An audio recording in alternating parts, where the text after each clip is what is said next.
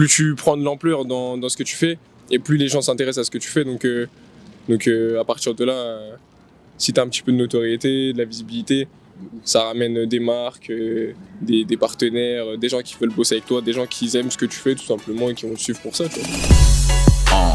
I know you're a superstar, a supernova shining, you can see from super far. And they ain't ready, know you're about to hit the throttle on them. Won't see it coming, you gon' come through like a supercar. Bienvenue chez For The Best, on est ravis de t'accueillir aujourd'hui pour un nouvel épisode des créateurs de contenu. Est-ce que tu vas bien déjà? Et bah écoute, je vais super bien, merci beaucoup, Ouais. c'est un plaisir de partager. Ah ouais? Voilà, je suis content d'être ici. Ça fait kiffer. Est-ce que tu pourrais te présenter? Je m'appelle Ryan, j'ai 23 ans et je fais du contenu sur le basket dans un cadre humoristique. Et du coup voilà, tous ceux qui voudraient découvrir le basket sous toutes ses formes, je vous invite à vous abonner et voilà, c'est cool.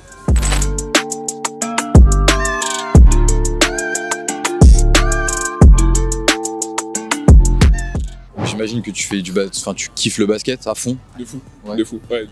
Ouais, bah voilà, donc tu vas me dire depuis combien de temps tu fais du basket? Bah du coup là depuis 8 ans. Ça fait 8 ans que j'ai commencé le basket, vraiment genre je me suis entraîné fréquemment, j'en ai fait mon sport entre guillemets tu vois. Ok. Mais t'en as fait en club ou pas? J'en ai fait en club, Ouais. à un certain moment j'étais D'accord. aussi en international avec ouais. l'Algérie, ouais. Ok. Et du coup cette période-là c'était vraiment la période où j'étais vraiment bien dans le basket, j'étais très sérieux, assidu, etc. Depuis j'ai arrêté le club, mais je me suis lancé aussi dans d'autres choses, toujours dans le basket. Donc de près ou de loin je reste accroché au sport tu vois. Ok. Et t'as commencé avec quel club? Le club d'Aubervilliers. J'ai quasiment toujours été là-bas, sauf pendant une saison. Mais je suis né là-bas et c'est la maison. Ok. Et c'est quel joueur qui t'a inspiré le plus?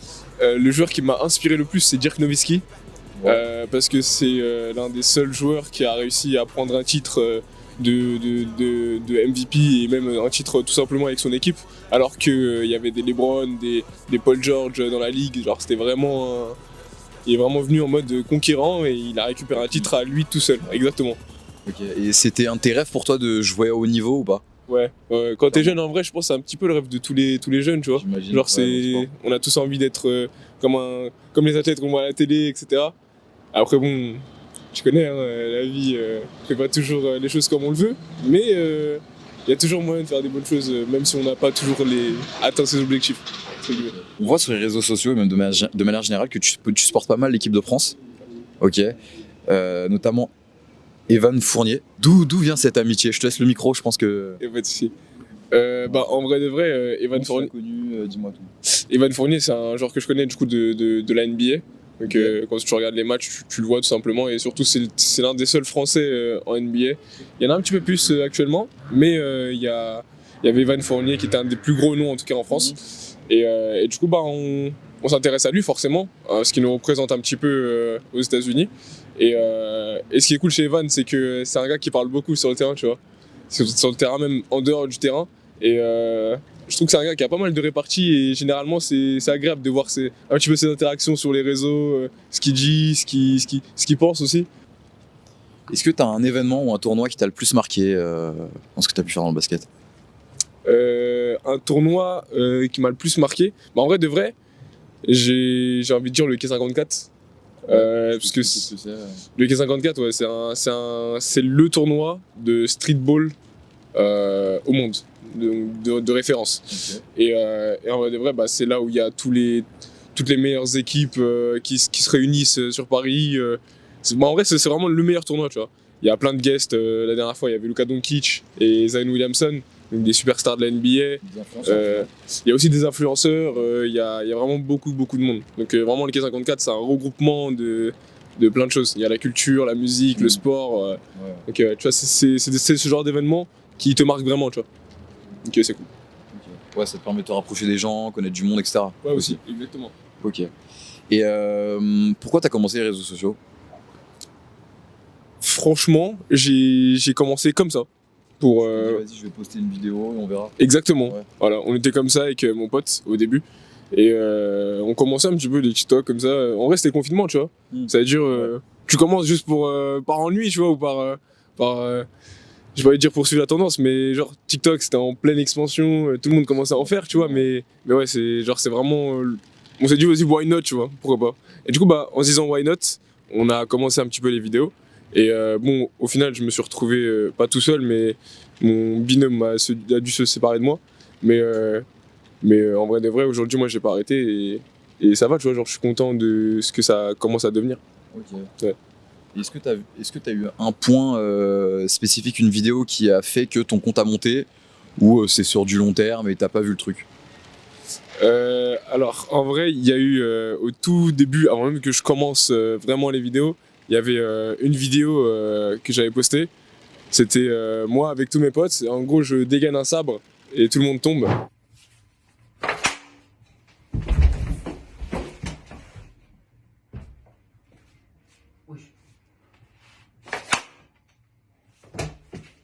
Et du coup, ouais, c'était ma toute première vidéo qui était devenue virale. Ok. Et elle m'a apporté un petit peu quand même des abonnés alors que je faisais pas forcément de contenu à ce moment-là. En vrai, c'était juste une vidéo comme ça, tu sais, tu balances un banger et tu disparais, tu vois. Et voilà, mais sinon, pour ce que je fais aujourd'hui, en tout cas, c'est un petit peu sur le long terme, tu vois. Genre, c'est dur de faire une grosse vidéo qui prend beaucoup. Ouais. Donc en vrai, c'est plus de la récurrence et de la discipline. Ouais, c'est ça, en vrai. Faut poster souvent et faire du contenu quali. Et si tout se passe bien, ça marche, tu vois. Ok. Ouais. Et est-ce que toi, t'as des potes à toi qui sont aussi dans la création de contenu et qui t'aident au quotidien, ou t'en as aucun et t'es le seul dans ce délire-là? Alors, je côtoie pas mal de gens qui sont aussi du coup dans le milieu de la création de contenu, Ouais. et notamment un qui s'appelle Wassim, donc c'est le gérant d'Oopsider. Oopsider qui est un média de street basket avec qui on a commencé en fait littéralement les vidéos. Ok. Donc on avait commencé dans la même période, et ce qui était cool, c'est qu'on est monté un petit peu ensemble et on s'est entraidé naturellement, tu vois. Et en vrai, ouais, c'est l'un des seuls gars avec qui je travaille vraiment sur mes vidéos, tu vois. Mais sinon, je côtoie aussi d'autres créateurs de contenu avec qui on s'inspire entre nous, on essaie de se donner des tips, des conseils. Donc, Ouais, c'est plus motivant. ouais, c'est plus motivant, et au moins tu sais que ce que tu vas faire, c'est validé par des gens qui sont eux aussi dans le milieu, tu vois. Donc en vrai, c'est lourd. On parlait de tes amis qui sont plutôt proches, enfin t'as des amis qui sont inspirants et qui te motivent au quotidien, on va dire. Est-ce que maintenant ta famille ils te suivent sur ce biais-là? Ouais, ma famille du coup me soutient en vrai dans tout ce que je fais, tu vois, et j'en suis grave content parce que je sais que c'est pas tout le monde qui a cette chance là. Du coup, en vrai, ouais, il y a mes proches derrière moi, donc ma vraie famille, mais des gens très très proches qui me soutiennent et qui sont là eux aussi pour m'aider si j'ai besoin. Donc en vrai, de vrai, je suis vraiment content de travailler, ou en tout cas pouvoir faire ce que j'aime dans un cadre évolutif, tu vois. Genre, tout le monde me pousse à aller vers le haut, donc je suis bien content de ça, tu vois.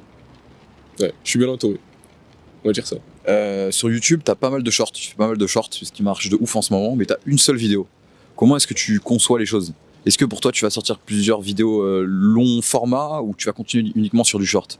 Alors en vrai, pour l'instant, ma stratégie, c'est de commencer un petit peu les shorts pour, entre guillemets, gagner en visibilité et lancer une activité sur le compte. Ok. Parce qu'en vrai de vrai, je me suis rendu compte que poster une vidéo directement qui est plutôt cool, c'est pas forcément le plus rentable parce qu'il n'y a pas forcément beaucoup d'entrées sur ton compte. Donc je suis dans les zones optiques de faire entrer le compte dans une bonne dynamique.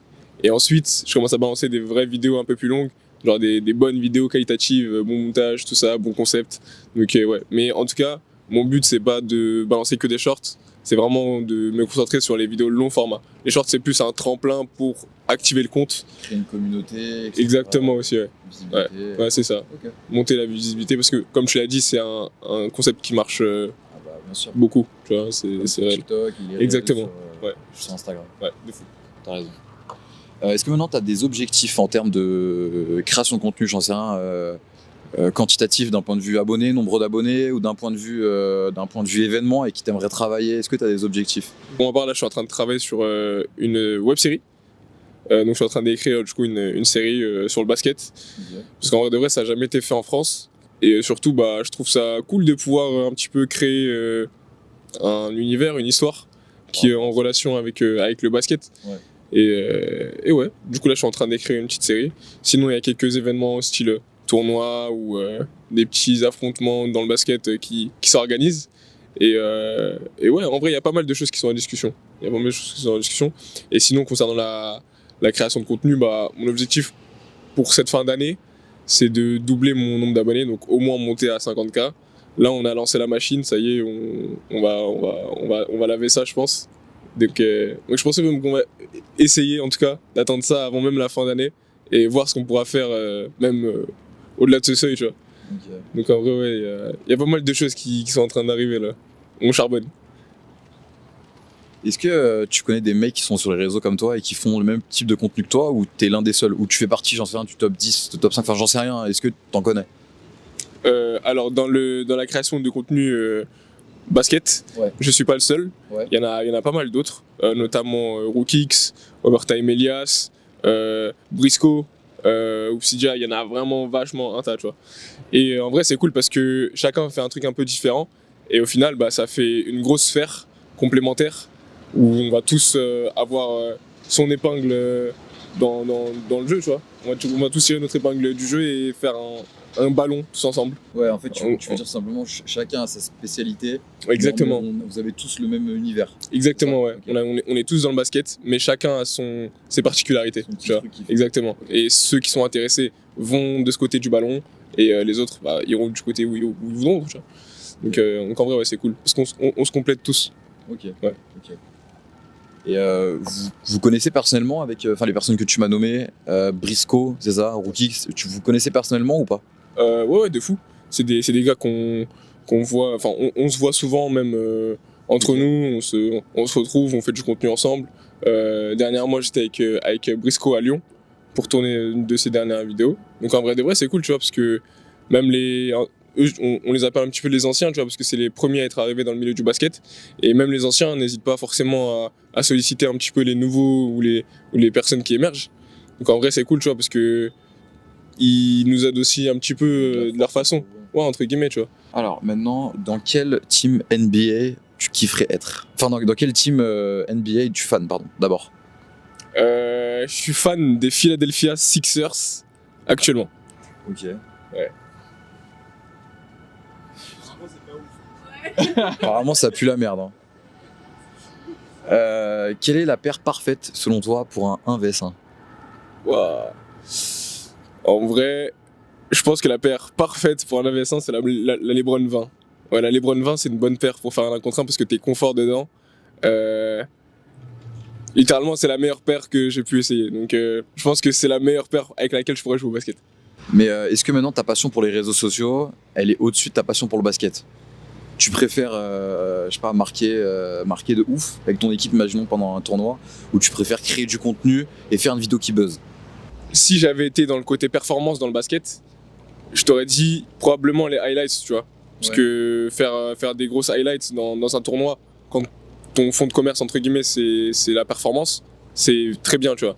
Mais dans mon cas, j'aurais plus dit que faire une vidéo qui marche, c'est mieux que de faire un bon passage dans un tournoi, parce que bah, c'est beaucoup plus prolifique pour moi, tu vois. En revanche, je connais d'autres gars qui auraient choisi sans doute la performance dans un tournoi, parce que bah, eux, du coup, leur format de contenu dans le basket, c'est vraiment la performance, tu vois. Ok. Donc, en ce qui me concerne, j'aurais pu choisir sortir un banger qui va marcher et qui va me rapporter Ouais, du ouais. monde, plutôt que de faire un bon tournoi, tu vois. Et en vrai de vrai, genre, des tournois, tu sais, au pire de vrai, en vrai de vrai, t'en fais un autre, tu vois, c'est pas un souci, tu vois. En vrai de Ouais, voilà, tu vois, quand t'as un niveau, tu dois en avoir C'est ça, souvent. c'est ça, Ouais. en vrai. Donc, c'est pas un souci de pas faire un bon tournoi, tu vois. Envoie le banger et je pourrais peut-être rentabiliser plus derrière, tu vois. T'as raison. Hein. De fou. Honnêtement, bah, maintenant je pense que tu connais maintenant les avantages des réseaux, la création de contenu, qu'est-ce que ça t'apporte. J'en sais rien, moi, des contrats, des trucs, tu vois maintenant ce que c'est, Ouais, de fou. j'imagine. Ouais, bah en vrai, petit à petit, ça commence à arriver. Donc forcément, plus tu prends de l'ampleur dans ce que tu fais, et plus les gens s'intéressent à ce que tu fais. Donc à partir de là, si tu as un petit peu de notoriété, de la visibilité, ça ramène des marques, des partenaires, des gens qui veulent bosser avec toi, des gens qui aiment ce que tu fais tout simplement et qui vont te suivre pour ça, tu vois.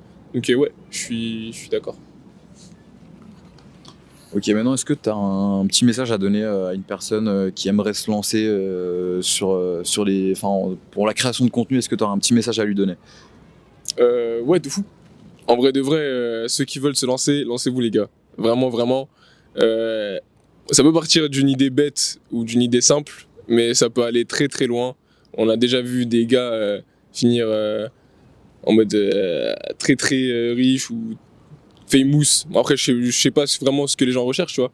Mais en tout cas, on a vu des gens réussir avec des concepts super simples. Donc en vrai de vrai, celui qui veut se lancer, pourquoi pas lui, tu vois. Donc ça peut arriver à tout le monde, les gars. Persister si ça prend du temps et je sais pas, garder la mentale, c'est tout. C'est important, ouais. Juste être concentré et si c'est vraiment ce que vous voulez faire, de nouveau à 100%, c'est tout. Ok, merci. Merci à toi. Bon, bah en tout cas, merci pour cette interview. On a appris beaucoup, notamment sur le basket. Moi, j'y connaissais rien du tout. Ouais. Est-ce que tu aurais un petit message à nous donner pour la fin, l'ambiance de la vidéo, le cadre, les personnes, un peu tout? Bah franchement, ouais. Juste, faudra revoir l'entrée parce que j'ai failli mourir. Mais en vrai, c'était cool. Franchement, c'était cool. Des bonnes questions. L'équipe est grave sympa. Ils ont tous le sourire derrière. C'est lourd. Donc, ouais. Et n'hésitez pas à follow aussi. C'est important. Faut donner de la force à tout le monde. Hein. À tout le monde. Ok. Et c'est bon pour moi. Je passe chez Force the Best. Hey, nouvelle lobo, tu peux pique au bout. Aperçois qu'il y a des pics au bout. Demi-tour, slide. Nouvelle lobo, tu peux pique au bout. Aperçois qu'il y a des pics au bout. Demi-tour, slide. Driller vers 4, on les pique au bout.